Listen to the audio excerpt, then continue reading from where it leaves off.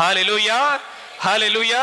இப்ப நீங்க உங்களை உணர்ந்து ஒப்பு கொடுக்கின்ற அருமையான நேரம் இது இல்லையா? நான் பாடுகின்ற பொழுது என் அத்துமம் சரீரமும் அப்படியே உணர்ந்து பாடுங்க. அசிங்கப்படாதீங்க, வெட்கப்படாதீங்க. என் ஆண்டவர்க்கே சொந்தம், வேற யாருக்கும் சொந்தம் இல்ல. மரிய குரதி சொல்றாங்க, இந்த உடல் யாருக்காக படைக்கப்பட்டது? ஆண்டவருக்காக படைக்கப்பட்டது. இது யாருக்கு மட்டுமே சொந்தம்? ஆண்டவருக்கு மட்டுமே சொந்தம். மரிய குரதி அழகாக சொல்லுகின்றார், இனி வாழ்வது நானல்ல,